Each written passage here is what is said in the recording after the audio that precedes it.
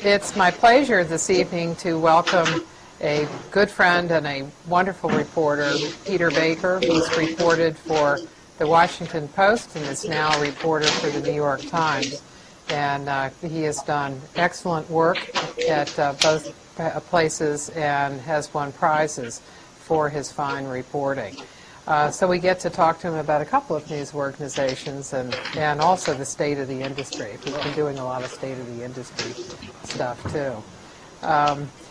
Can you tell us first off, how did you get into the business? What were your thoughts about it, and kind of what your thoughts are about the business today in comparison with what you thought when you first started out? And where did you go to college, and did you do journalism, political science? Right. How about starting there? Okay. Well, thank you all for having me here tonight. Appreciate it, and thanks to everybody who's on the screen someplace up there. Yeah. Scribbling away at their papers, I think. Yes. And thank you to Martha, who's been a great friend and a great supporter of White House journalism for a lot of years. She's a resource for all of us who write about the White House because she knows much more about it than most of us do.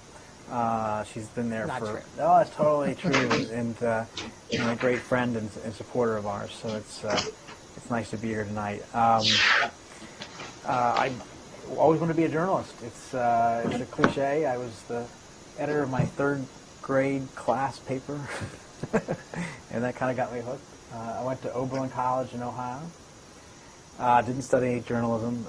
Didn't study much of anything, but did some internships and got a chance to work at the Washington Times for a couple of years. They were the only ones desperate enough to hire me, and I was desperate enough to take what they called a paycheck.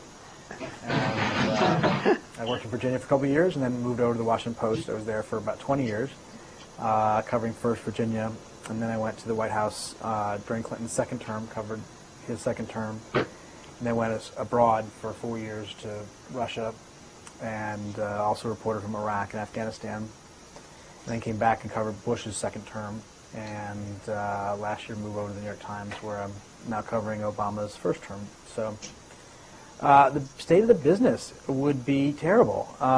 There's no sugarcoating it. It's a rotten time to be a journalist in a lot of ways, just because if nothing else, your friends are falling like flies, and your own job security is somewhat suspect, even on the best of days. Just yesterday, even at the New York Times, is probably as strongly positioned as any newspaper left. We approved a 5% pay cut through the end of the year in order to try to keep from having to have massive layoffs. And it's a difficult time. But the good part about it is that it's also a great time for journalism. If somebody can figure out this money thing, we're good to go. Journalism, in a lot of ways, is healthier and stronger than it's ever been. We have more ways of communicating information. We have more ways of getting information. We have more outlets, more voices, more participation, and actually more interest, I think, on the part of readers and viewers and listeners than ever before. People would say, the newspaper circulations are falling. I mean, that's true, but only if you count the print version. The print version of the New York Times sells in the neighborhood about 1 million a day, right? But over a course of a month, 20 million unique people will look at the New York Times website. That's a phenomenal number of people. Yeah. So we have more eyeballs, more people reading the New York Times and some of the better journalism outlets out there than ever before. We have more audience than ever before. So we just have to find a way of translating that change in delivery methods into an economic model that makes sense and supports the kind of journalism that we still want to do at the Times, at the Post, and some of those big places.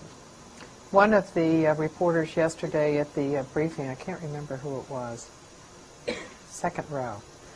Somebody in the second row, I think. It was the second row kind of question. Asked whether, since there are a lot of bailouts going on, whether there should be a bailout for news organizations, right. Which is something I had not thought of. I mean, there are a lot of things that government has done over the years to support the industry, like postal rates and that sort of thing, and allowing them to print in the same location. Do you think that a bailout is going to be something that's that's going to be needed, or do you think that there is some way of making internet pay? Yeah, I think the idea of a bailout, at least in the form that we think of, which is to say direct cash, is just untenable. I mean, it's just too political to have people that we cover giving us money. We can't do that. Now, I'm not creative enough and smart enough on the business side. It may be that there are regulations that could be changed or tax provisions that could be changed that would, across the board, not affecting any individual organization maybe, but as a whole across the board make some difference. I don't know. But I would be very uncomfortable with doing anything that looks like newspapers are lobbying our elected officials to do something for us that's just really against the grain. It's something we're going to have to figure out on our own, unfortunately, and it's got to be something we have to figure out with you and your generation, because it's really going to be the next generation, I think, that figures out for us how we can transform from the old 20th century model into something that's sustainable and meaningful for the long term. I mean, I'm just curious. I'd like to ask, how many people in here read a physical newspaper every day?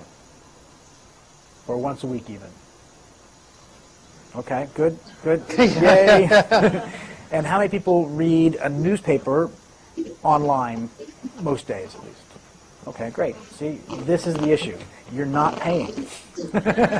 I'll take a collection at the door. We'll make it all right. No, there has been a culture, as you know, of free information on the internet, right? And that's a great thing, I think. I think it's a horrible thing to think about reversing that in some way. And yet we might have to, because giving away for free is not going to pay for the journalism that people want and need in society today. So the New York Times has a series of committees looking at things like that right now. Are there ways of getting money out of the internet beyond what we already do through ads? Ads have gone up, ad money through the internet has gone up, substantially over the last number of years. It's now plateaued because of the economy. And even at its best growth rate, it never came close to matching the expenses of a newspaper like the New York Times. So you'd say, for instance, why not just close down the physical paper, get rid of all those trucks, get rid of all those presses, and save a lot of money just be online? Because, in fact, online only covers, I'm guessing, around 10 to 12% of our expenses right now. So it's not a workable model yet. Now, can we ask people to pay for it? Well, we've tried this in the past. The Times, in fact, specifically had something called Times Select, I think it was, in which we put all of the op-ed columnists behind a wall. You have to pay in order to read Maureen Dowd and Frank Rich and David Brooks and so forth. And there was some logic to that. If you look at the most emailed and the most viewed stories on the New York Times every day, I'd say 5 out of 10 are opinion columnists. So the New York Times really has an audience for people who want people to tell them opinions. It's different than the Post, by the way. The Washington Post, most of the top 10 are news articles. It's a very different audience, very different dynamic, which is interesting. But that failed. That pay model failed. People didn't want to pay for it, and they dropped it. Now, whether or not in this context we can find a different way of doing that, I don't know. Our guest last week was Mike McCurry, and one of the things that we looked at with him was whether there was a discussion in the Clinton administration. You remember Clinton was very strong on having a free internet, and whether anybody seemed to think about what the implications of a free internet were. And he didn't think that discussion took place. But it'd be interesting to go back and see what people think about that and why they didn't think about what the implications are of this. Well, the Wall Street Journal has in the recent circulation figures, it was the only one of the major papers that didn't lose money. It didn't make much money, but it didn't lose much money. And they do have, they require people to pay to get on to their site. So they have a very specific audience, an audience that is going to pay for the Wall Street Journal because it's looking for specific types of news, and in some cases they can expense that to the businesses than actually paying for it themselves. So that's a somewhat unique situation. The Times is looking at the idea that perhaps, unfortunately, with the demise of so many other newspapers, it may be that the Times is more unique than it used to be, or more distinctive. You can't be more unique.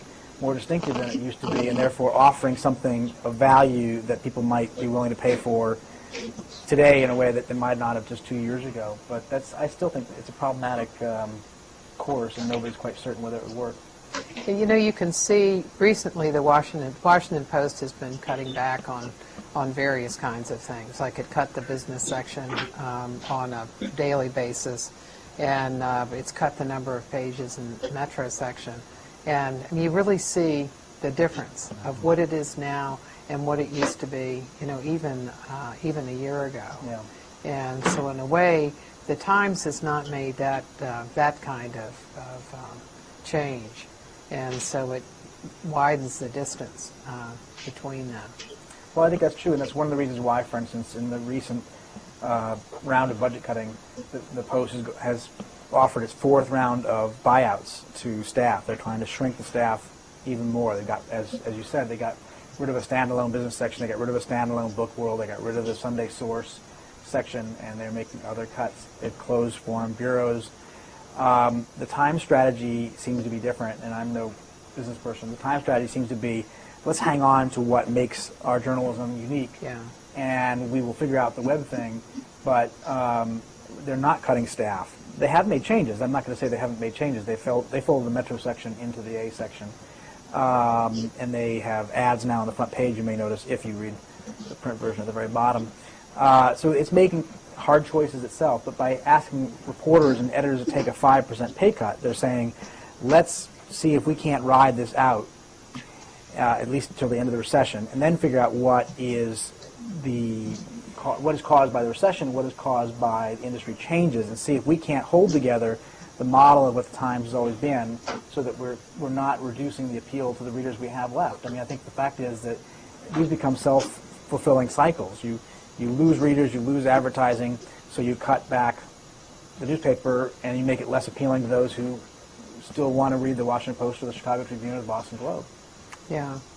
And one of the things that really seems to suffer is coverage of institutions. Mm-hmm. For example, in the Baltimore Sun, somebody was telling me this afternoon that they don't see any City Hall reporter anymore. Mm-hmm. There's no City Hall reporter. Yeah. And to think of Baltimore City Halls not having a reporter is not a good thought. No, that's scary for Baltimore. It's true for a lot of cities here. Well, and that's the danger too, because look, there's going to be enough outlets that will cover national news on some level, right? I mean, you know, it may be that the Boston Globe and the Chicago Tribune and the Baltimore Sun and places that used to have pretty strong Washington bureaus scale back on what they're doing in Washington. But at the same time, you see the rise of Politico, you see the rise of other organizations that are sort of covering Washington news, national news. What you're going to lose out on is this local news and the local accountability that comes with it. You know, if I live in Baltimore, let's just stick with Baltimore for a second, and I don't think the Baltimore Sun is giving me what I want to know about national foreign news, I can buy the New York Times or go online. I can, get what I want, but I'm never going to find, nobody else is going to tell me what's going on at the Baltimore City Hall. And I think that's a real danger for American journalism, is that we're going to stop performing what is one of our essential duties, I think, which is the role of accountability. Mm-hmm. Because if we're not doing it, there's very few other alternatives out there. Blogs don't do it. Blogs are great. Blogs are a terrific addition to the marketplace of ideas. I think they have added to the national conversation in a lot of ways, but what they rely on is information that's produced, at least on some level, by genuine reporting. And so they're not, Mm-hmm. mutually exclusive, but they're also not replaceable. It's not the same thing. Yeah, so you can see what the New York Times drives. I mean, it drives television, Mm-hmm. it drives radio, and certainly the blogs and other newspapers as well. Sure. And the White House is very aware of that. They are. Although they'll tell you from time to time, while they're yelling at you about some article they don't like, but the New York Times doesn't matter anymore, and you ask them, then why are you yelling at me? You never get a good answer. Have you found, thinking about White House relations, and yesterday there was a conversation between a reporter who was being criticized for a story by a member of the press office staff, Mm-hmm. and the reporter took umbrage and complained about it, and said that he thought that it bordered on suppression. of free speech, because they had done it several other times, and he said that his stories had did have all the information behind it. And do you find that the White Houses that you've dealt with, that they have criticized your reporting in one way or another and complained? Let's say they complain. And how do they do it, and what impact does it have on you?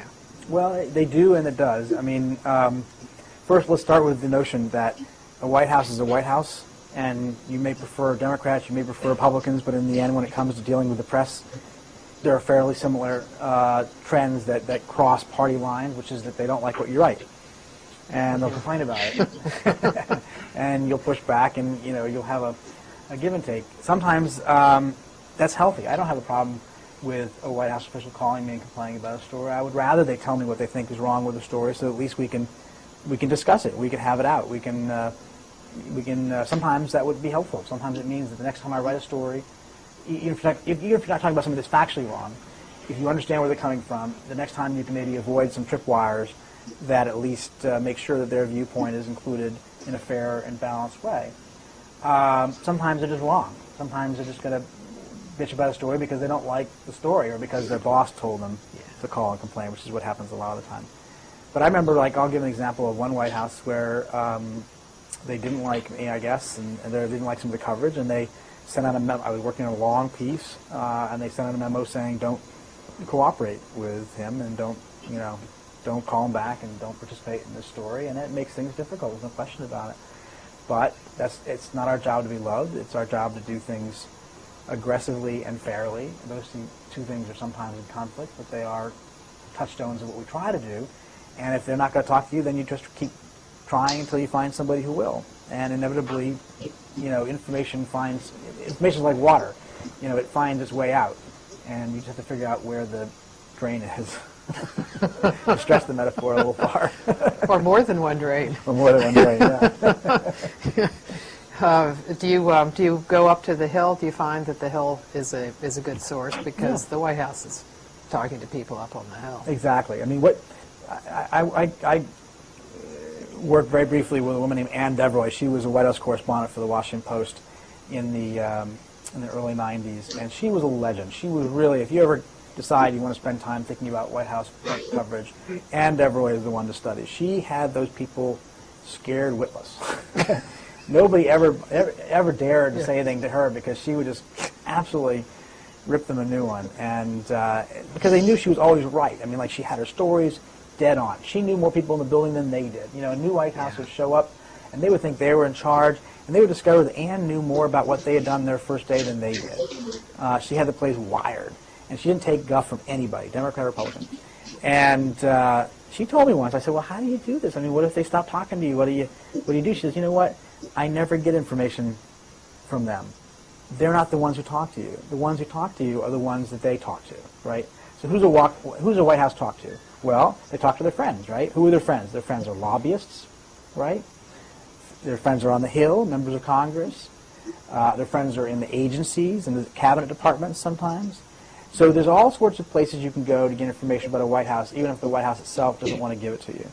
And that's the trick, is to figure out, who would they talk to? Who do you round up for your own information? And that's in fact, you're going to get better information from them than you ever get from the White House officials themselves. And the best thing you do is you take that information, you go back to the White House and say, okay, well, we understand, blah blah blah blah blah, and that's when they tend to be a little bit more cooperative. When they understand that you have the story anyway, and it's in their interest to help shape it, maybe correct some,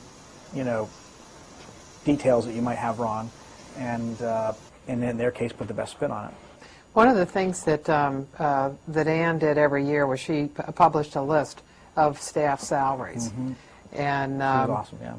And she had. I was asking her about that and how she gets it and what kind of resistance. And so one year, the White House did not want to give her the information. They said, "Well, you can get it from the Hill," and which was going to take a lot longer to get. And she said, that she told them, yes, she could do that. And when she did, she would ask the people on the Hill what they thought of all the people they had working on communications and on press. She'd ask them for comments, Exactly. so they gave it to her. Exactly, exactly. She was fearless. She was fearless. She didn't take guff. You know, I think too many reporters, and I'll put myself in the same category, you know, you worry too much sometimes about, you can't worry about it. You just have to do your job. One of the things that's changed from the time when you first came into reporting, because it's just changed very, very quickly, it seems, is what is required of a reporter. At one time, you had one big story that you were working on a day, and that story would come out, you know, maybe you would wrap it up at 8 or 9, I guess. And now, you have to report throughout the day. Can you tell us the difference in what you would do, say, in a week in an earlier time period, what you do now, and what difference it makes to the kind of reporting you do? Yeah, it's a huge change. It's a transformational change in what we do. It used to be, as Martha said, we wrote for a newspaper. I don't write for a newspaper anymore. I write for a newspaper, I write for a website, I write for, and in fact, I'm a wire service person. We do web, video, we do online chats, you know, where we answer questions from readers. We any type of format we do. We do a lot more television than we used to do. We do a lot more radio interviews than we used to do. We are platform agnostic is the term, that not very elegant, that's used these days, meaning that we don't care what the platform is as long as we get our product, our content out. I'll give you an example of one particular day I remember where absolutely my head exploded. I mean, I was on a trip with President Bush to Romania. He was meeting with the NATO leaders last April. I had pool duty during the day. Pool duty is when only a handful of reporters can be close enough to a president to actually sort of report on his daily activities, and they send out pool reports to the rest of the traveling reporters who are too numerous to fit into small spaces and so forth. And on one day, I remember I wrote, I think I'm going to get this wrong, I wrote four pool reports, 3 blog items, because they wanted me to blog the trip on our website, 3 web stories, as in actual web stories, 2 print edition stories, and I think I had a podcast I had to do, which is where you just talk and they record it and put it on the website. That was one day. So what do you lose if you're doing all that in one day? First of all, you lose sleep. Second of all, you lose patience. Third of all, you lose any sense of humor. And mostly, you lose reporting time, because you don't have time to sit there and do any kind of genuinely deep reporting if you're busy filing constantly to one platform or the other. And there's a real cost to that.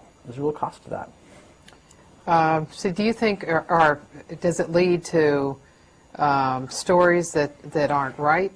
Does it lead to inaccuracies? And if so, how do you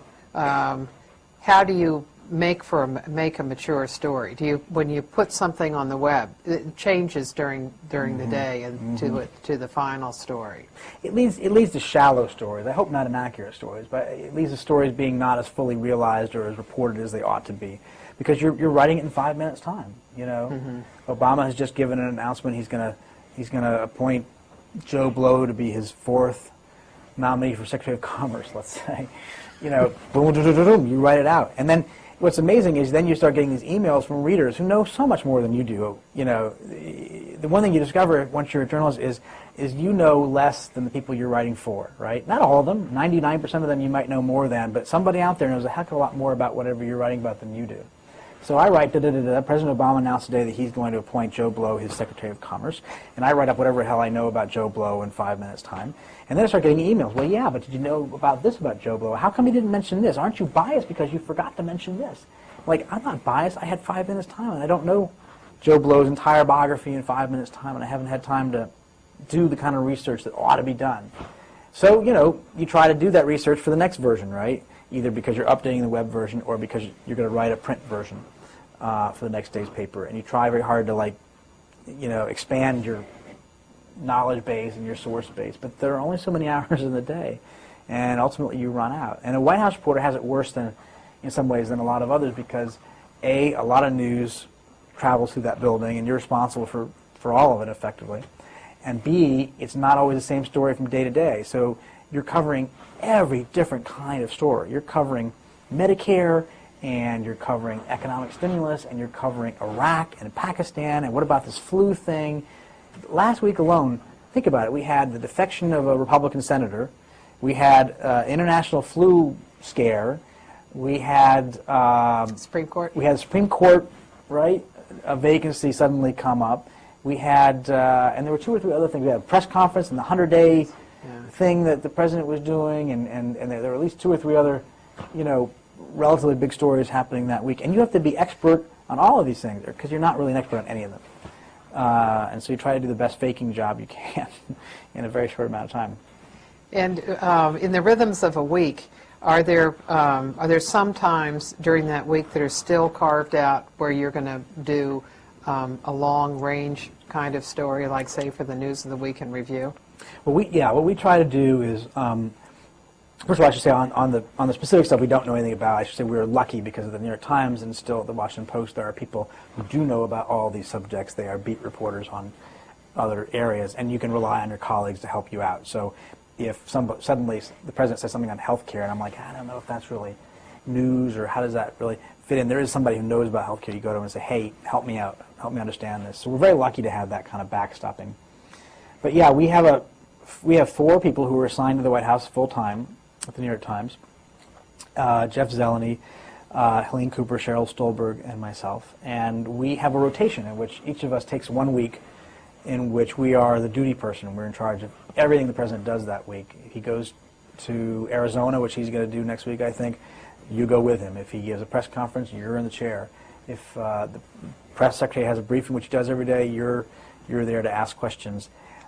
You may not write everything because it's sometimes impossible to write everything yourself, but you're at least in charge of making sure it's gotten to somebody else if you don't have time to do it. And the other 3 reporters that week, in theory, are available to do enterprise. They're trying to do profiles or deeper pieces about a policy issue or maybe some sort of examination about how the chief of staff or the national security advisor is doing his job or something to that effect. And that's how we try to keep ourselves somewhat sane and try to keep, giving value-added journalism, not just, so-and-so said yesterday kind of journalism. How do you break up in your own mind the different types of stories that you have? Like there's the basic of the daily and enterprise. Are there other types of stories in addition to that? Yeah, I think the Times has several different venues. We have both the A section, which can handle any normal news story as well as a basic profile or a basic feature story or a basic enterprise story. And we do have the Week in Review, which is a Sunday section meant to be more analytical, more commentary. Not commentary like my opinion doesn't matter, I'm a reporter, but I can give some analysis or context, historical context. For instance, when we say, that Obama is tackling health care, we can write, well, okay, he's not the first guy to do it. Here's what happened when Truman tried it, when LBJ tried it, when Clinton tried it, and give some context. And then we also have the Sunday Magazine, which is a great venue from time to time to write longer stories that go beyond, a Sunday cover story in the New York Times Magazine is 8,000 words. The longest story on the front page of the New York Times on any given day is usually around 1,100 words. So that gives you a sense of how much, more space and more reporting you can put into a magazine story. In this Sunday, there was a long interview with President Obama by New York Times economic reporter. Did you all get involved in that interview and preparing him at all before he went to that interview? Was there anything that the 4 of you all did? Ironically, no. The interview was conducted by David Leonhardt, who's one of our business writers, and David went there with the specific purpose of asking Obama about economics. And the purpose of this interview for the New York Times Magazine was to look in a much deeper way than one of us could do at Obama's economic theories. Where does he fall down on the spectrum of economic thinking? And David knows so much more about that than any of us that we couldn't possibly have helped him in any possible way. He didn't need our help on anything like that. And it turned out to be a very interesting interview. It did. Even if you're not interested in economics as a deeper subject, he told, for instance, a story about his grandmother passing away last year. You remember maybe that just before the election, 2 days before the election, Obama's grandmother passed away in Hawaii. It was a very awful time. She fell 2 days short of seeing her grandson elected president of the United States. And he had gone home briefly during the campaign to basically say goodbye to her.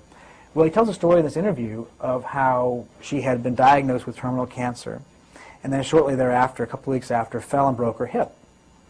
Well, this creates a dilemma.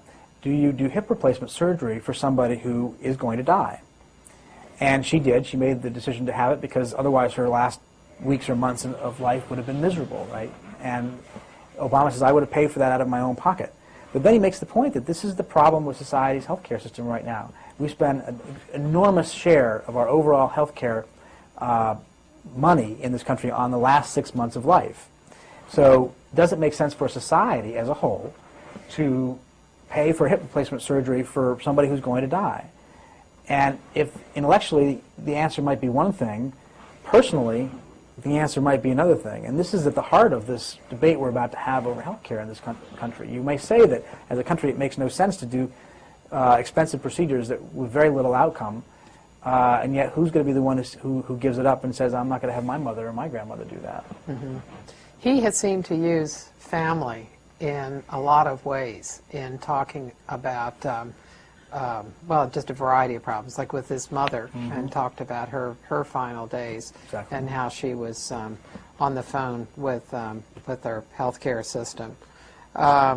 And one day he talked about Sasha, how Sasha had been ill. She had had meningitis when she was 3 months old.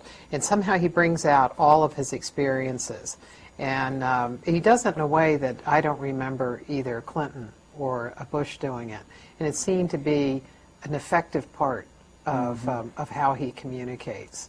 I think that's right. I think he does try to relate to everyday people whose experiences he might find some parallels to. I think that's a way of reaching out to voters and to everyday Americans in a way. I mean, he's a sort of interesting fellow because he's very inspirational in his speaking style, right? A lot of people find that very compelling and powerful as a speaker, and yet he's also a very diffident personality in some ways. He's very internal. He doesn't emote or sort of kind of reach out in the way that Clinton definitely did, and Bush to a lot of extent did. Mm-hmm. So this is one way I think for him of relating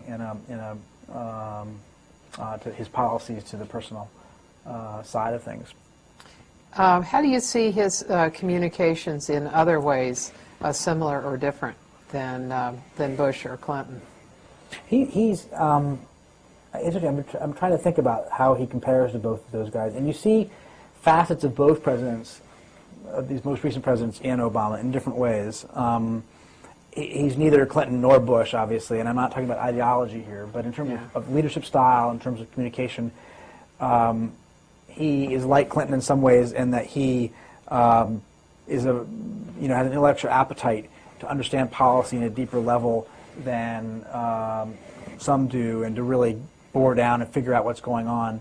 But at the same time, he's got some of the discipline, I think, of Bush in terms of running a process, getting to a conclusion, and making decisions. He also has Bush's taste for making bold decisions. He's not afraid to try things or to announce things that nobody would have thought possible. Now, that didn't always work out well for President Bush. So far, we don't know whether that will work out well for Obama or not. But you see different facets of these presidents sort of playing out in a different way in a different person right now. Yeah, and I know I've been looking at the way in which the three of them have used three different types of communications in dealing with reporters, mm-hmm. of using press conference, breaking that out into joint and solo, the short question and answer sessions, and then doing interviews. And Obama seems to want to focus in on targeting a particular mm-hmm. audience. So he'd much rather do an interview. So say he's had now almost 30 interviews. Mm-hmm. I think he's had, depends on you count off the record, but let's say he's had about 28, 29 right. that I know about. Right. And that I'm still there with, right. With my minor's pick to find the rest of them. Clinton had only had 8, mm-hmm. and Bush, I think, had 17. And he avoids doing the short question and answer session that's in the Oval Office or Roosevelt Room.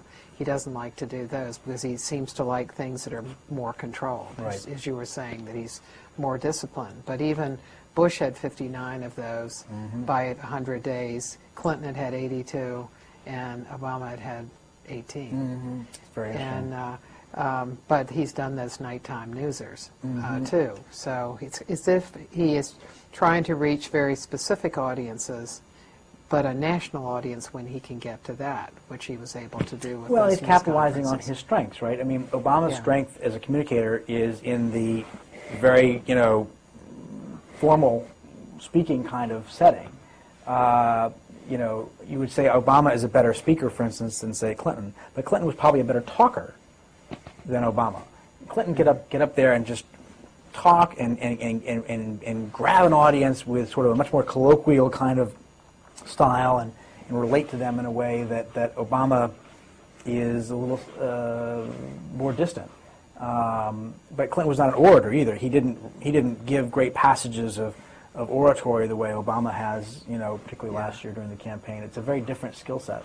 Yeah, that's very true. I hadn't been thinking of it quite that way. But Clinton, you really did listen to. Because his stories were always so good. He had great stories. He managed, and he was talking. He wasn't reading from something usually. It was much to the annoyance of his speechwriting staff.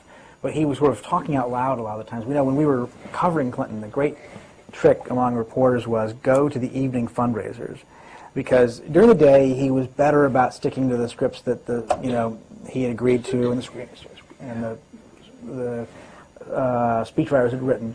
But at night, he didn't go in with any prepared texts. And if he would go into some $10,000 a head fundraiser or something like that for the Democratic Party, that's where you got what was going on in his head. That's where he would sort of just riff on whatever was sort of going on through the day, and you learned a lot more that way. Bush didn't do that. Bush was very tight and very controlled, stuck close to a script. He didn't get that kind of a window, unfortunately. In his and he wouldn't allow people into his fundraisers. Yeah. And it might have been a benefit to him because with Clinton, he really talked about what their accomplishments had been and where he saw them going. So he was much better on that.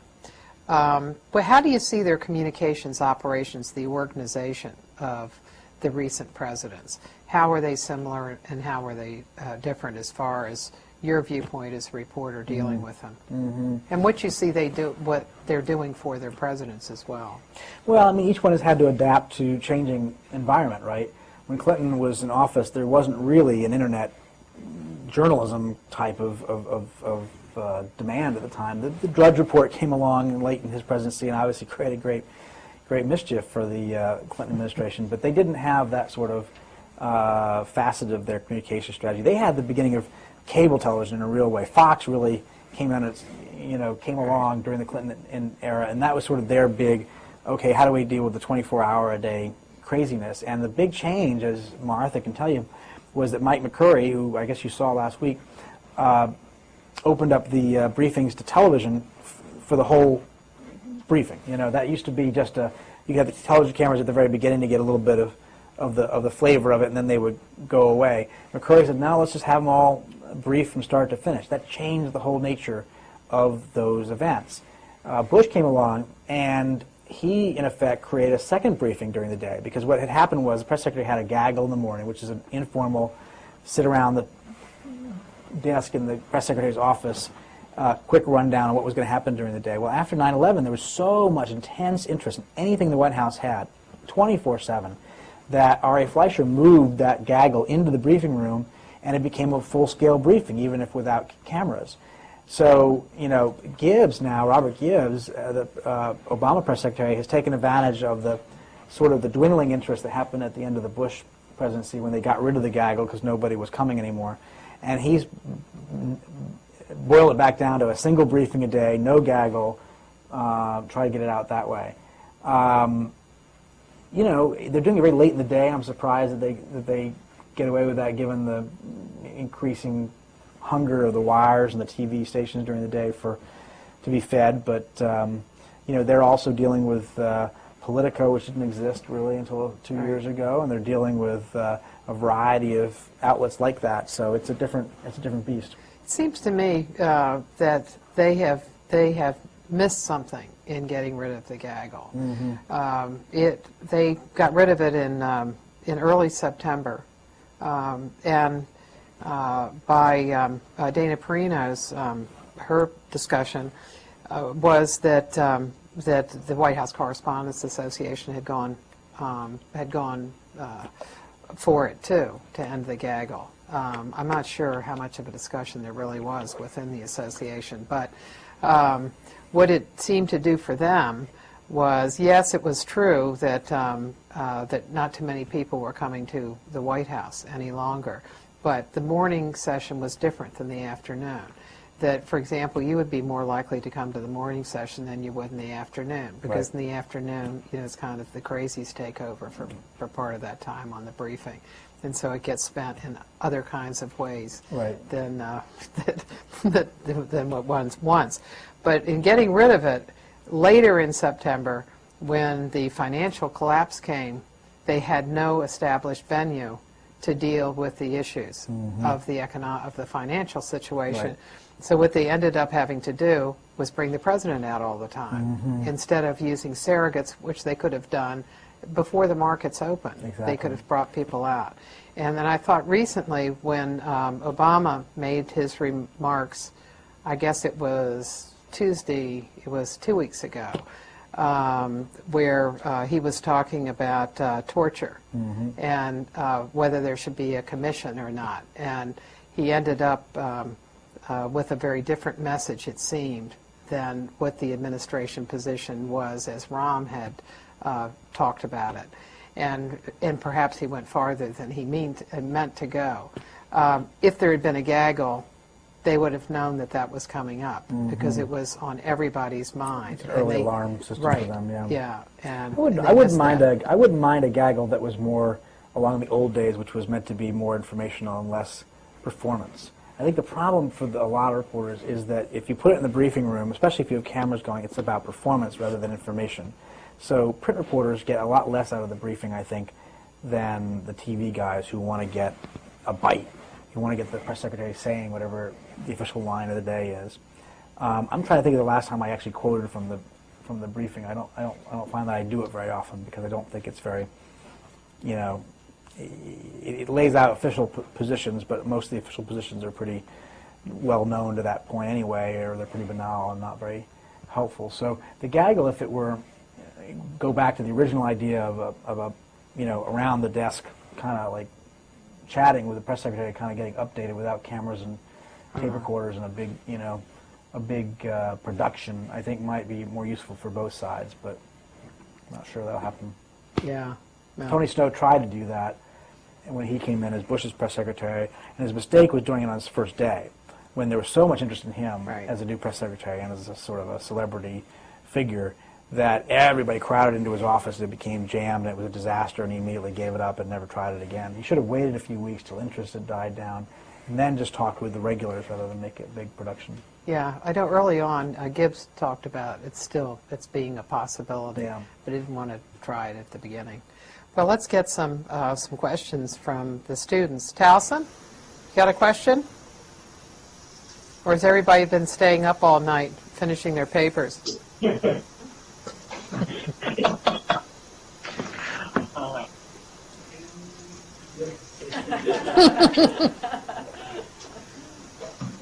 One amongst you? You can ask anything, it's okay. Okay, ask. You asked, or you mentioned that aggressiveness and fairness can be conflicting ideas. How's that the case? Well, there are two sides of the same imperative that we try to reach as a reporter. You want to be aggressive in holding a White House accountable for what they do. At the same time, you want to make sure you've bent over backwards to give them their due and to let them explain what it is that they're explaining. Sometimes, you have to make sure to temper one with the other, I think. You want to be as tough as possible on a White House and not let them get away with the nonsense that they all try to get away with. But you have to give them their due. You have to make sure that you've given them a chance to explain why it is they think that this BS that they've just put out is actually true. That's a balance. You have to find a balance there to make sure that in your quest to be performing the accountability duty that we feel like we have, that you are allowing them to have their fair share, their fair say in the article, and you're not just simply making it an attack piece or something like that. That's not our job. Here?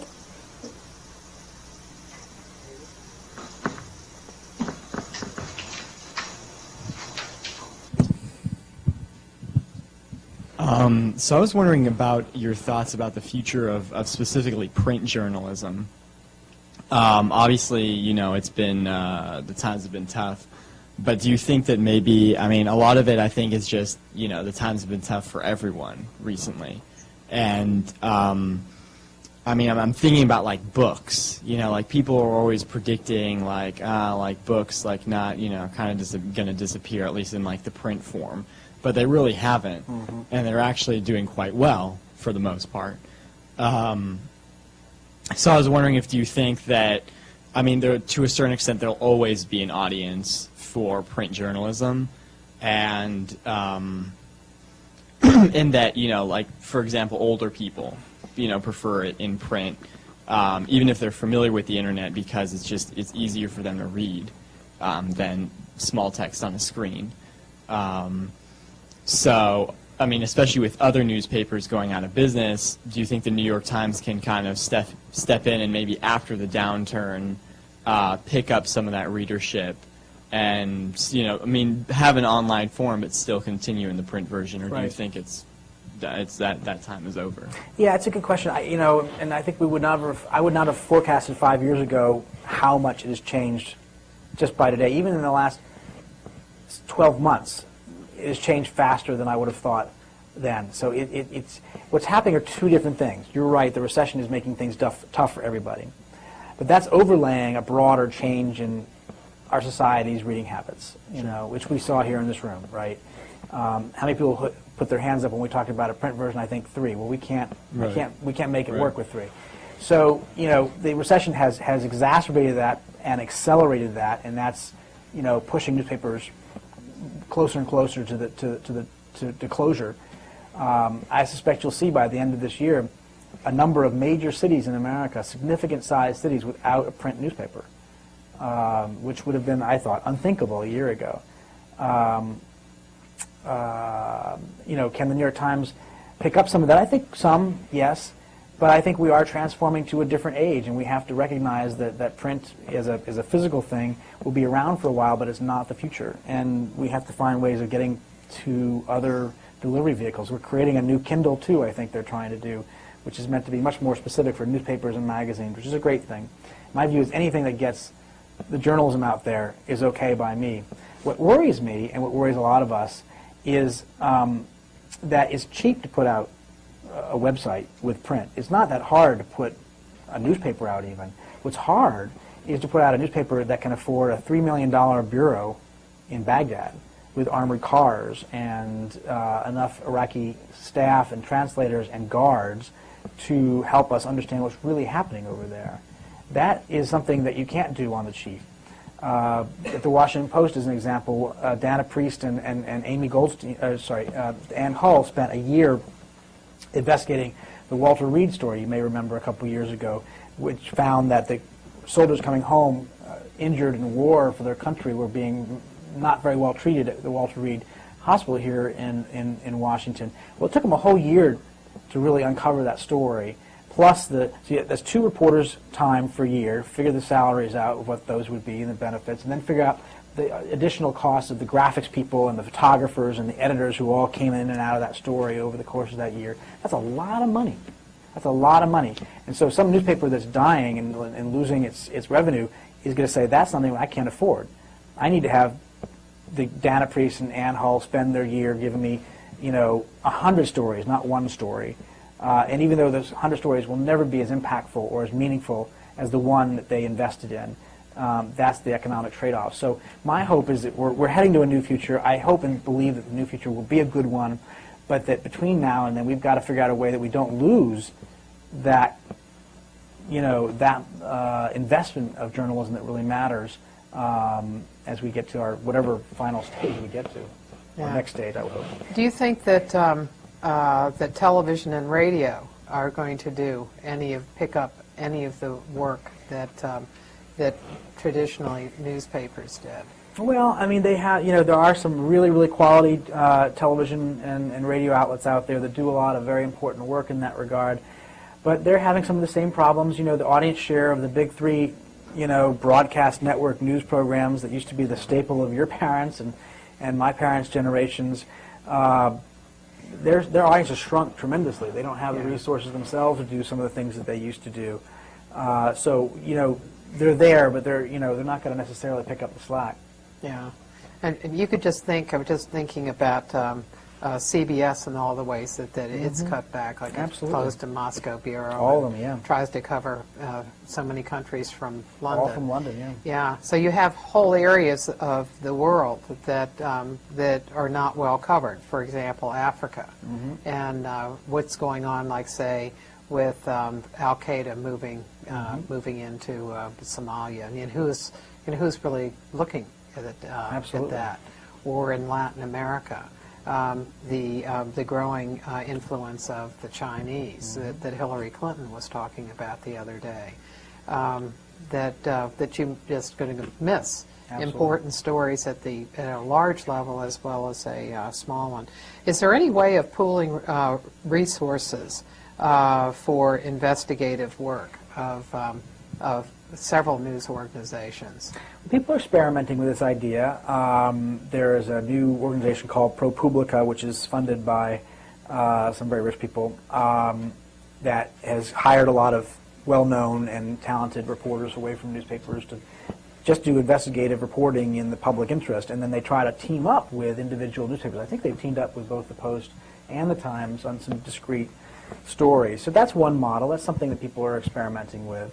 But, there's always a problem. I mean, that organization has funders, people who give them millions of dollars, and those people, are not going to be investigated themselves for that. So there's real trade-offs, unfortunately, in this kind of a model. Yeah, this at one time I worked for NBC, and RCA owned it at that time, and it was unlikely that Absolutely. that there could be any investigative stories of RCA. Absolutely. That was for sure. Right. Towson? Yep. Can you talk to us about your work in Iraq and Afghanistan? Sure. What would you like to know? Just what were you doing? How did you do it? What was it like over there? Carefully. Yeah. And start with and Russia. You guys throw in Russia first. Yeah. My wife and I were sent, my wife's also a journalist, we were sent to Moscow as bureau chief for the Post at the end of 2000, and 8 months later 9/11 happened, and we discovered that the way to get into Afghanistan was through Central Asia, which was part of our beat. We covered all the former Soviet Union, and that included Tajikistan and Uzbekistan and places like that. So a few days after 9/11, I found myself heading to Dushanbe, which is in Tajikistan, and I was on the first, was one of the first Americans to get into Afghanistan after 9/11. I rode a helicopter that the Northern Alliance, which was the soon-to-be pro-American rebel forces, flew down to their base in Jabal Siraj, which is north of Kabul, and I lived there for a number of weeks until the bombing started, and it was a very interesting experience. And my wife and I both spent about 8 months in and out of Afghanistan and Pakistan in that region from that point on, trying to write about the fight against the Taliban, the fall of the Taliban, the creation of a new government, what was happening in Pakistan. You may remember Danny Pearl. We were in the same hotel with Danny and wrote about all the things that happened with him. My wife was at Tora Bora. She'd been a political editor at the Washington Post, had been an editor of Roll Call, which covers Congress, and they were sending her out to the Battle of Tora Bora, and she was saying, "Wait, I do lunch. I don't do this. I'm a Washington reporter. And we had to, everybody had to do different things. It wasn't just us. A lot of reporters suddenly found the things that they used to do transformed by this event, 9/11, which created a whole different environment around the world. From there, we moved to the Middle East for a while. We were for 6 months in Iraq and around Iraq, Kuwait, and so forth during the beginning part of that war. My wife was what we call unilateral, which meant that she went in on her own. I was embedded with the Marines. You could get a good debate as to which one was a safer idea, but let me just say that it's not fun when your wife is in some of the places that she was in. But you know, it was helpful to us, even coming back to Washington, to have had that experience overseas, to have seen what these places are like, to understand a little bit about how complicated they are, to understand the challenges that the Americans have in trying to combat the forces of extremism and to help reconstruct, or as General Petraeus put it the other day, to construct Afghanistan. We talk about reconstruction. There's never been construction there, so it's sort of a silly thing to call it reconstruction. You know, it was a really extraordinary time to be overseas and to see the things that we saw. I'll never forget Afghanistan. I would go back there in a heartbeat. It was a very compelling place. Mm-hmm. It's beautiful. The people are extraordinary. The culture and the history is so complex and rich and interesting. And sorry, that didn't be me. Apologize. How did you get information? Because a couple of years ago, Stephen Crowley was talking to students, and he was there, I guess, during the same time period. He was talking to about one of the places he was in, where there was no government left. There was nothing. Yeah. I mean, how do you get information, and how do you survive in that kind of environment? Well, you know, for reporters, this is the most authentic kind of reporting you can do, because it doesn't involve spokesmen, it doesn't involve paid flax, it doesn't involve anybody trying to talk to you on background or double secret background or any of this kind of nonsense that we deal with every day in Washington. It's just straight up real world. What do you see?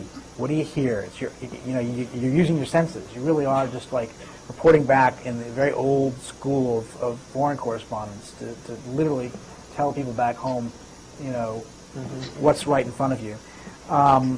You know, I learned a lot from the real veterans, the really, really good foreign correspondents.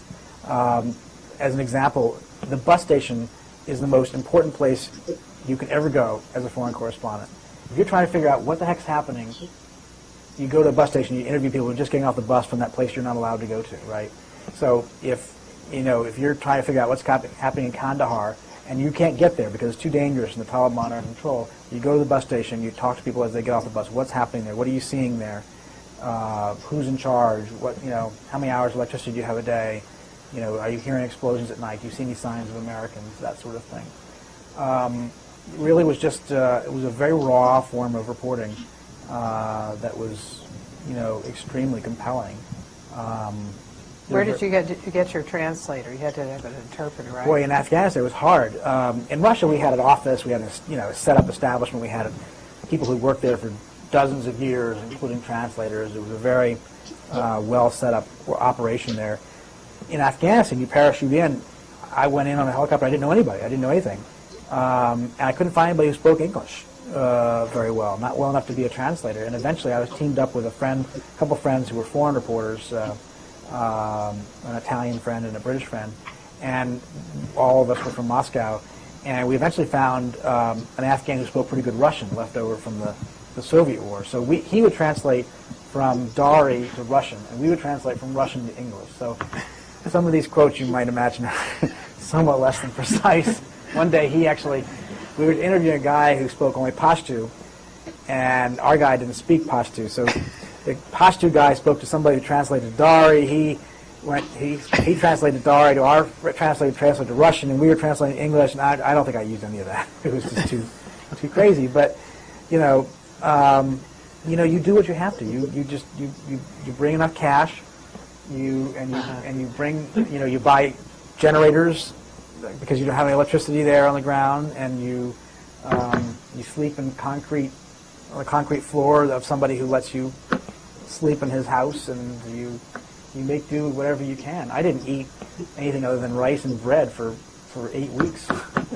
I was afraid of anything. And everybody's getting all this giardia and all this different diseases and stuff like that. It was really very very unlike anything I was used to in Washington.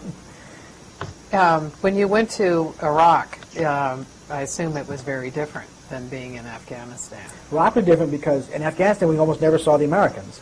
The American war in Afghanistan at first was really just fought by the Northern Alliance with the help of some special teams, special forces operations, and CIA guys who we didn't see and we didn't spend any time with, really. I went 6 months in Afghanistan before I saw an American. In Iraq, I was embedded with the Marines, and I went in with the commanding general who was in charge of half the battle space. So we were behind the enemy lines, although the first shot of the war actually was a missile fired at our camp. But General Conway was the Marine commander in Iraq at first. And we arranged a deal with him. There were 4 of us who were embedded there. We arranged a deal where he allowed us to be in his operations tent pretty much 24 hours a day if we wanted to, which is very unusual. You're not allowed to be in the middle of the operations tent. All the classified information was coming into this tent. There were all these screens and computers, and it's just like what you can kind of picture from television with, reconnaissance video of bombs being dropped on enemy troops and satellite imagery of where the Iraqi, armored division was and all this kind of stuff. And we were able to see real time what was going on and the decisions that they were making and the information that they had when they made it. None of this, spokesman later said, blah, blah, blah, blah. You really were in the tent as they made the decision. I always remember one time they saw on their reconnaissance video a missile being prepared for launch, an Iraqi missile.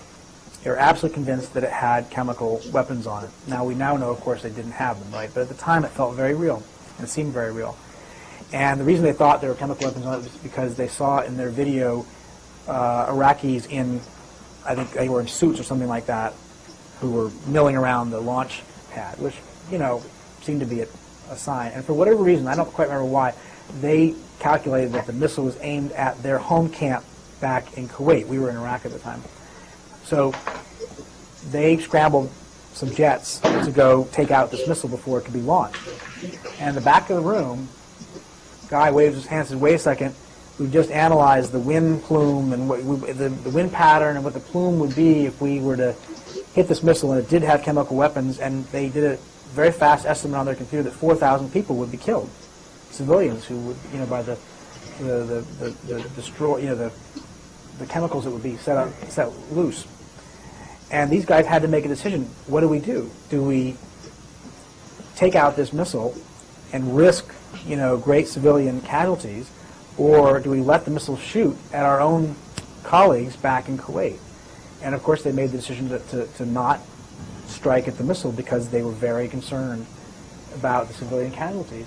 And it turned out it was not a missile that had chemical weapons on it, and everything ultimately turned out to be fine. But what was fascinating about it was to watch them make a real-time decision with flawed information the best they could.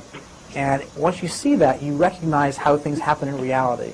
And that when we sit back in Washington and sit there and say, oh, well, they should obviously do this or they should obviously do that, you understand that in the field, it's never so clean or precise as we might imagine in the after-action analysis of what happens in that kind of situation.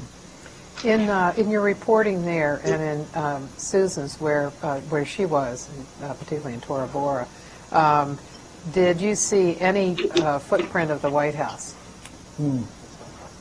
No, we didn't. In the Iraq situation, they had set up a briefing setup in Qatar, which is where Central Command was basing its operations out of.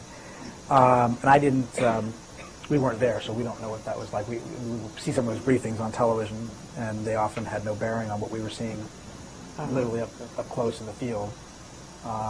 But again, you sort of understood a little bit better how information got distorted by the time it Oh, yeah. reaches official spokespeople. Right. And it makes me wary today of anybody who sits there and pretends that they can tell us with any definitiveness what's happening in a real-time situation like that, because, you know, fog of war is a real thing. It's really striking.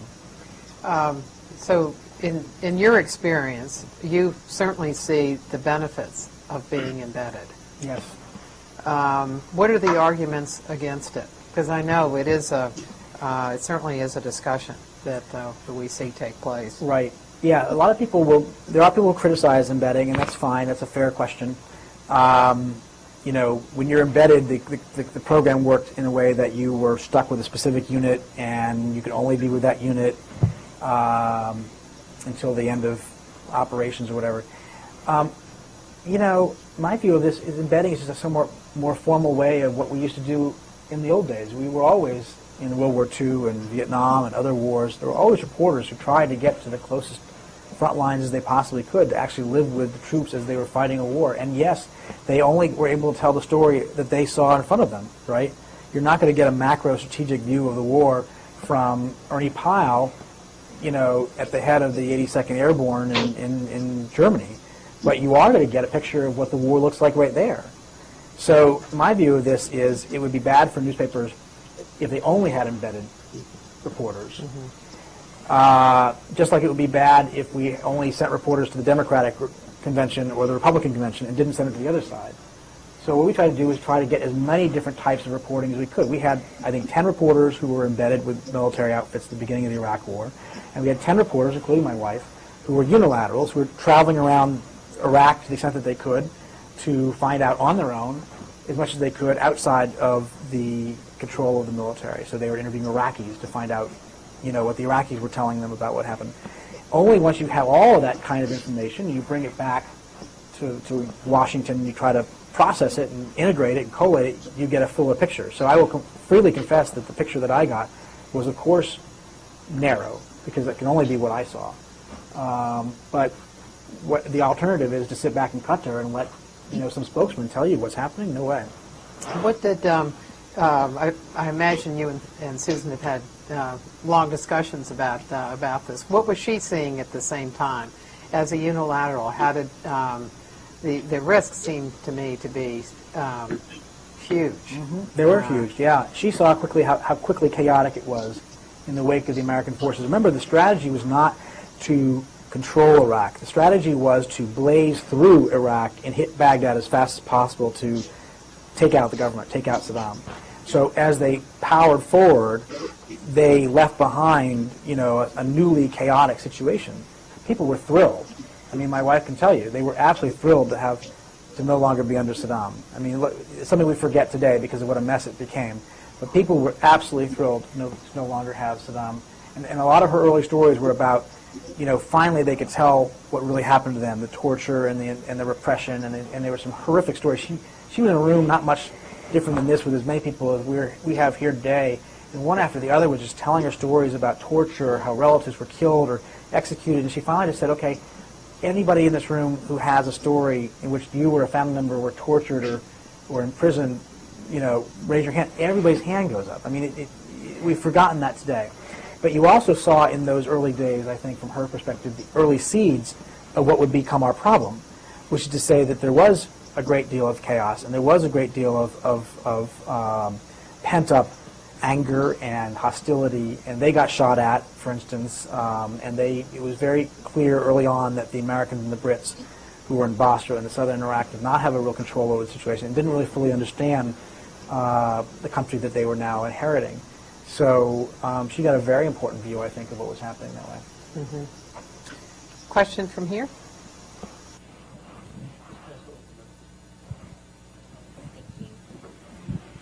How do you maintain trust and relationships with your sources while at the same time being a fearless reporter?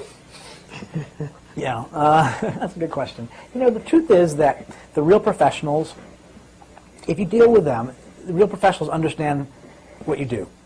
And I've always found that if you've written a tough but fair story and you genuinely are fair to them, that they may not like it, but they'll recognize that you tried to be fair, and that you included their point of view, and that you didn't take cheap shots, and that you represented the situation as accurately and fairly as possible. And the real professionals understand that and don't hold that against you. But yeah, that's tough. There's no question that's tough. You don't want to burn your sources, right? But the truth is, I often found that people who sit there and suspect that White House reporters go easy on the White House because they don't want to lose their access. The truth is we get so little access to begin with that, even with this White House, which is more transparent probably than the Bush White House, even this White House still does things, in a very closed way. And in the end, you hope that they deal with you as a professional because you're dealing with them as a professional. And what I try to do is I'm very upfront with people. If I'm writing a story they're not going to like, I'm going to say, here's what I'm writing. So it's not a surprise. I don't want them to pick up the paper the next day and say, whoa, how come you didn't ask me about this? That's not fair to them, right? And you want to give them every opportunity to tell you that you're wrong, that the information that somebody else has provided you is off base or at least not fully contextualized. So I really think that if you deal with them in an upfront way, straight up, no pretense, you're better off, and that they usually respect that. Towson?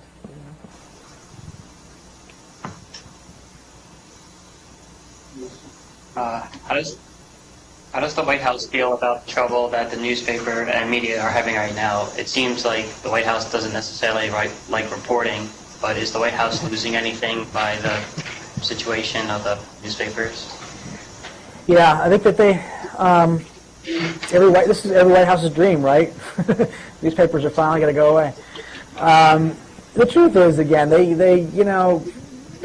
may be grudging at times, and they may not like individual things we write at times, but I think most White Houses, and I would put Republican and Democrat in this category, understand that we have a role to serve and that we are helpful to them as well. I mean, the fact of the matter is, one way that they get information out is by talking to newspapers and television. So I don't think that they actually see this as a positive thing by any stretch. I mean, look at what's happening in Boston. John Kerry, who's the senator from Massachusetts, is trying to, make some at least public efforts to save the Boston Globe.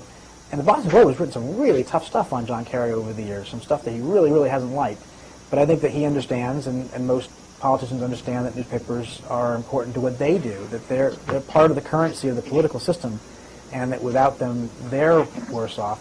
I mean, all these politicians who are in Congress right now have seen their local papers shut their Washington bureaus. That's bad for them, right? Because they're not going to be able to tell their local constituents how they got them that highway project or how they, fought against that farm plan that would be so bad to their constituents. They understand that newspapers are important to their careers as well, even if they cause them some trouble from time to time.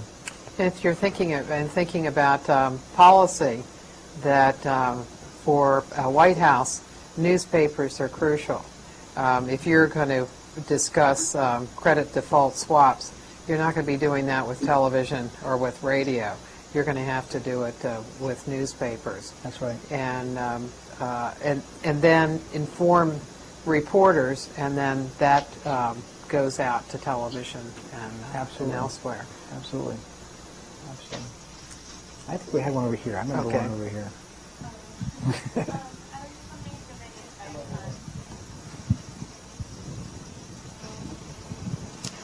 I was wondering if you had any advice on how to get started doing freelance work or getting your very first piece published. It's a great question. Are people in here want to be journalists? Is there anybody who... A couple of us? Good. Okay, good. Don't be totally scared. Yeah, it's tough. It's a tough time. There's no question about it. The best advice I can always give is just take every opportunity you have to write, and that includes a student paper, that includes a local alternative weekly, that includes websites, that includes,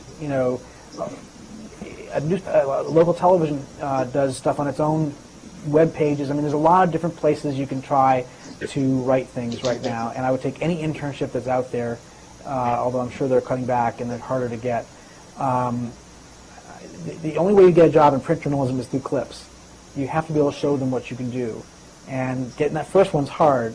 And it's really hard to do as a freelance thing per se. I mean, but once you've gotten some student clips, you've gotten some school clips, use that to try to get some sort of internship. I did my first internship was a winter internship. Oberlin College basically gave you January off to do whatever you wanted to do, and they called it an internship. Isn't it a bad deal? Those people spent 27 days skiing and 3 days reading, the collected works of Tolstoy or whatever. And I wrote 6 news organizations in Washington that said, can I come spend January there for free and get your coffee and distribute budgets and do whatever it is that you need to have done. And 5 of them ignored me entirely, and one of them was desperate enough for free labor that it took me. So I would encourage you to never give up. I would encourage you to not be discouraged, even if you don't get answers. I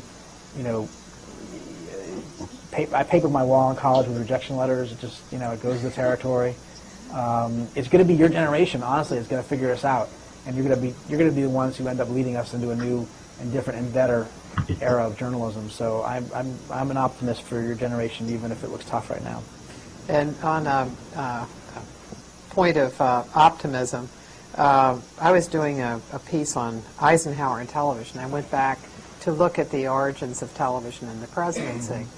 And I found just a wonderful quote from the head of NBC, and it was in the early 1940s. And he said that he just didn't know how television was going to pay. How is it going to pay for itself? And he said, I can't imagine that people will watch ads. Mm-hmm. That's right. So I was thinking, here maybe we'll be in the same situation and laugh at such a thought that maybe 30 or 40 years from now, looking back and seeing how this worked its way out. Well, the analogy I use sometimes is cable television, right? I mean, I was growing up, the idea of paying for television was crazy. Why would you pay for television? It was free. So somebody comes along and says, well, we're going to give you television, but you have to pay for it. Like, well, that's nuts. How did they get us to pay for it and make it an okay thing for us to pay for it every month? Well, they gave us more. They gave us 500 channels, right? They gave us something that went beyond what we could get for free. And ultimately, that's what newspapers are going to have to do, I think. We're going to have to find, if we're going to go to a pay model, we're going to have to find some way of giving to our readers something that they don't get now for free, that makes them want to take the product and want to pay for it. It's hard to imagine because we've gone so long now with an unpaid model.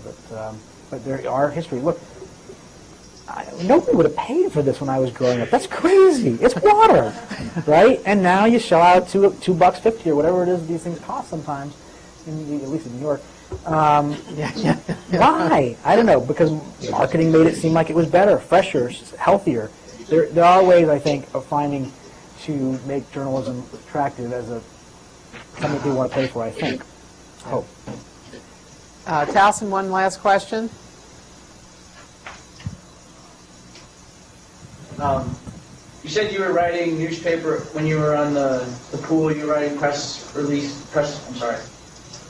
stories and blogs and stuff like that. Do you tend to change your writing style depending on the medium you're using, or is it just generally the way you write?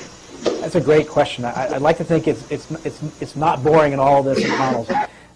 Yeah, you do use different writing styles. I mean, a blog item for a newspaper versus in a pool report can be more conversational. It can be livelier. It's less less here are the facts, ma'am kind of approach. You can have more fun with it. We are trying to vary the writing styles to appeal to different audiences in different venues in different ways. With that, you still have to stay within a certain lane that doesn't compromise the objectivity that we try to achieve. Now, objectivity is a myth. It doesn't exist. I totally agree with that. For everybody who will criticize us for that, but it is at least something we ought to aspire to. It's a little like a sin-free life. Nobody's sin-free, right? But you do try to at least, in theory, aspire to the idea that we're going to be good people. We ought to aspire to the idea that we're going to be objective. So as we are casual and relaxed and conversational in our pool reports or our blogs, we have to remember to be fair and to stick close to observation, not opinion, analysis, not commentary. That's the trick. It's a difficult line to manage, but we're trying to experiment with that more. Can you tell us about what the rules are in writing pool reports, of what kind of information you include, and what the rules are? For example, can you save something for yourself? Yeah. Now, the pool report is Just to go over a pool again is where, let's say not every reporter can fly in Air Force One as an example, because there are only a few seats on there for reporters. So we have a pool in which we rotate our turns, and a handful of reporters and camera people will be on Air Force One, or in some small room where the president might be giving a speech or something like that. It's your responsibility as a pool reporter, and there's only one newspaper pool reporter at a time. Your responsibility as a newspaper pool reporter to write a report that goes out to everybody and tells them what they couldn't see. Okay, so if on Air Force One the president comes back and makes some comments on the flu situation, you have to record that, write that up for the pool report, and send it out as fast as you can to your colleagues. The things you try to include are basically everything that you see and hear that they can't, because you're literally their eyes and ears. The idea of the pool report originally was these are notes, in effect, passed between reporters, because not everybody can get in the room. Now, unfortunately, what's happened is because of the internet and 24/7, they're now widely available, and they basically get published often on internet sites, and so they're no longer just exclusive just to among reporters. They're basically now an additional form of journalism that has a wide audience. So it used to be we were much more sarcastic in the pool reports. We were much more like insidery. We would make jokes at the expense of the president or the press secretary or whatever. Now we have to be much more careful, because we'll be taken to task for being unprofessional instead of being just a note, like instead of just an email to a colleague saying, "Can you believe that guy just said that?" You have to assume that it will be broadcast for everybody to see, and it has to fit some of the same standards that journalists fit. And no, you can't save anything you see and not give it to your colleagues. That would be bad form. Thank you very much. Thank you, guys. Appreciate it. It's a lot of fun. Thank you.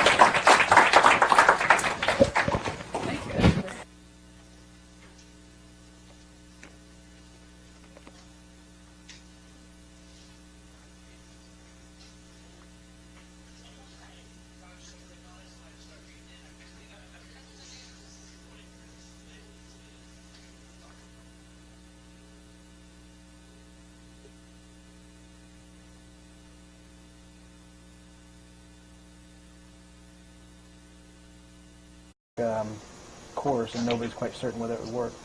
You can see recently the Washington Post has been cutting back on various kinds of things. Like it cut the business section on a daily basis, and it's cut the number of pages in the Metro section. And you really see the difference of what it is now and what it used to be, even a year ago. Yeah.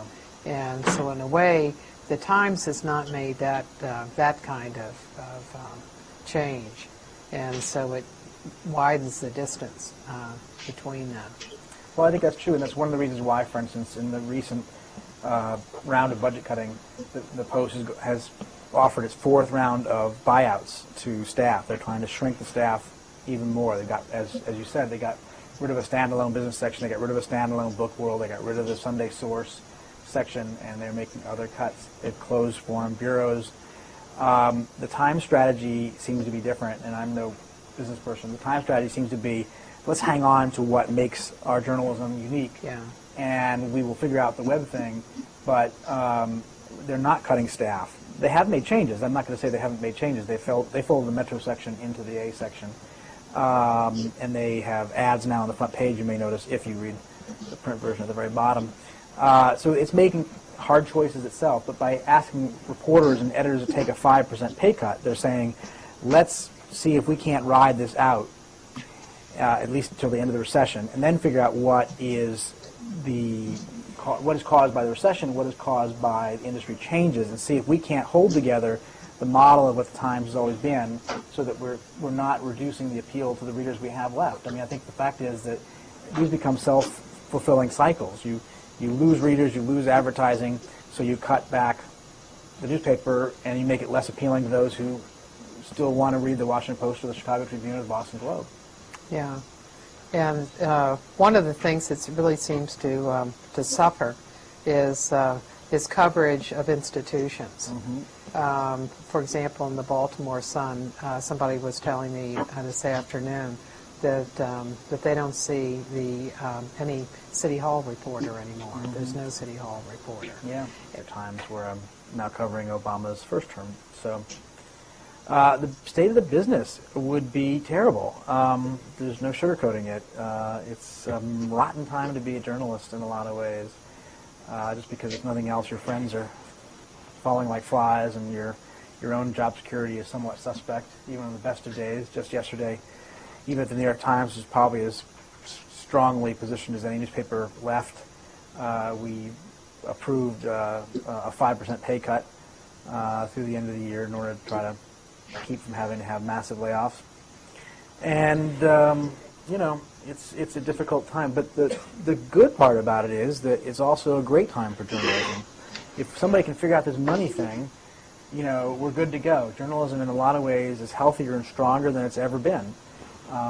We have more ways of communicating information. We have more ways of getting information. We have more outlets, more voices, more participation, and actually more interest, I think, on the part of readers and viewers and listeners than ever before.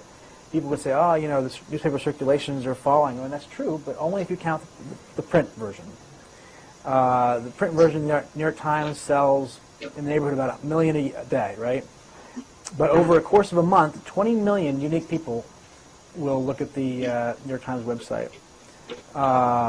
That's a phenomenal number of people. Yeah. So we have more eyeballs, more people reading the New York Times and some of the better journalism outlets out there than ever before. We have more audience than ever before. So we just have to find a way of translating that change in delivery methods into an economic model that makes sense and supports the kind of journalism that we still want to do at the Times, at the Post, and some of those big places. One of the reporters yesterday at the briefing, I can't remember who it was, second row. Somebody in the second row, I think. It was the second row kind of question. Asked whether, since there are a lot of bailouts going on, whether there should be a bailout for news organizations, right. Which is something I had not thought of. I mean, there are a lot of things that government has done over the years to support the industry, like postal rates mm-hmm. and that sort of thing, and allowing them to print in the same location. Do you think that a bailout is going to be something that's going to be needed, or do you think that there is some way of making internet pay? Yeah, I think the idea of a bailout, at least in the form that we think of, which is to say direct cash, is just untenable. I mean, it's just too political to have people that we cover giving us money. We can't do that. Now, I'm not creative enough and smart enough on the business side. It may be that there are regulations that could be changed or tax provisions that could be changed that would, across the board, not affecting any individual organization maybe, but as a whole across the board make some difference. I don't know. But I would be very uncomfortable with doing anything that looks like newspapers are lobbying our elected officials to do something for us. That's just really against the grain. Mm-hmm. It's something we're going to have to figure out on our own, unfortunately. And it's got to be something we have to figure out with you and your generation, because it's really going to be the next generation, I think, that figures out for us how we can transform from the old 20th century model into something that's sustainable and meaningful for the long term. Mm-hmm. I mean, I'm just curious. I'd like to ask, how many people in here read a physical newspaper every day? Or once a week even? Okay, good. Yay. And how many people read a newspaper online most days at least? Okay, great. See, this is the issue. You're not paying. I'll take a collection at the door. We'll make it all right. No, there has been a culture, as you know, of free information on the internet, right? And that's a great thing, I think. I think it's a horrible thing to think about reversing that in some way. And yet we might have to, because giving away for free is not going to pay for the journalism that people want and need in society today. Uh-huh. So the New York Times has a series of committees looking at things like that right now. Are there ways of getting money out of the internet beyond what we already do through ads? Ads have gone up, ad money through the internet has gone up, substantially over the last number of years. It's now plateaued because of the economy. And even at its best growth rate, it never came close to matching the expenses of a newspaper like the New York Times. So you'd say, for instance, why not just close down the physical paper, get rid of all those trucks, get rid of all those presses, and save a lot of money just be online? Because, in fact, online only covers, I'm guessing, around 10 to 12%. It's my pleasure this evening to welcome a good friend and a wonderful reporter, Peter Baker, who's reported for the Washington Post and is now a reporter for the New York Times.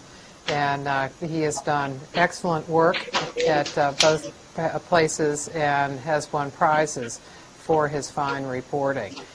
So we get to talk to him about a couple of news organizations and also the state of the industry. We've been doing a lot of state of the industry stuff too. Can you tell us first off, how did you get into the business? What were your thoughts about it, and kind of what your thoughts are about the business today in comparison with what you thought when you first started out? And where did you go to college, and did you do journalism, political science? Right. How about starting there? Okay. Well, thank you all for having me here tonight. Appreciate it, and thanks to everybody who's on the screen someplace up there, Yeah. scribbling away at their papers, I think. Yes.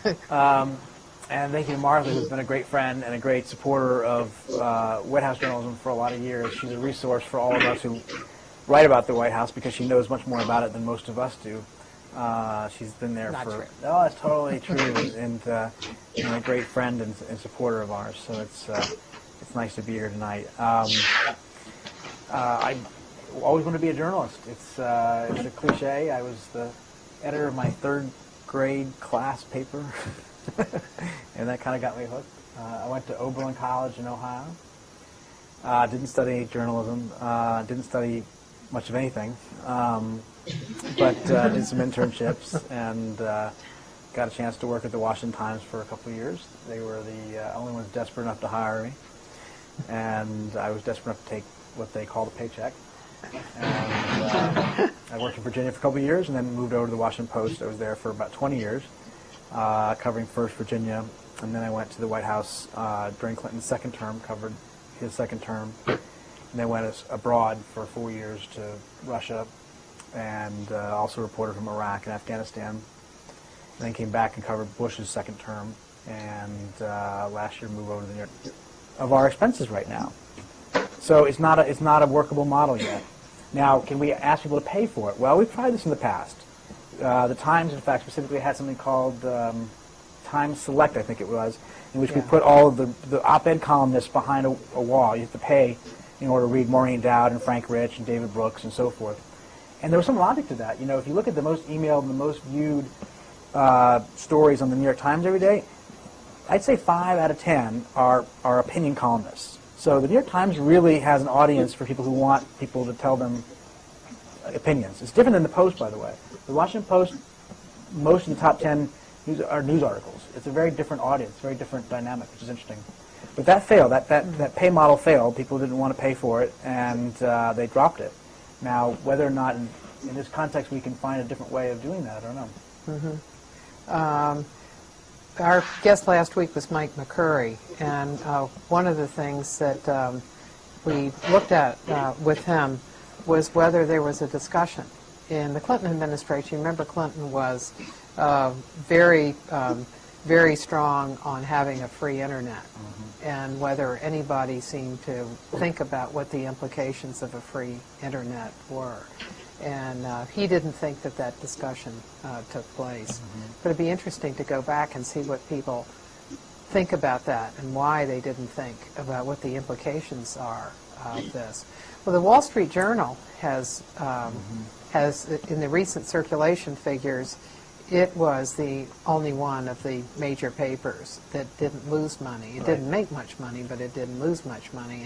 And they do have... they require people to pay to get on to their site. So they have a very specific audience, an audience that is going to pay for the Wall Street Journal because it's looking for specific types of news, and in some cases they can expense that to the businesses than actually paying for it themselves. So that's a somewhat unique situation. The Times is looking at the idea that perhaps, unfortunately, with the demise of so many other newspapers, it may be that the Times is more unique than it used to be, or more distinctive. You can't be more unique. More distinctive than it used to be, and therefore offering something of value that people might be willing to pay for today in a way that they might not have just 2 years ago. But I still think it's a problematic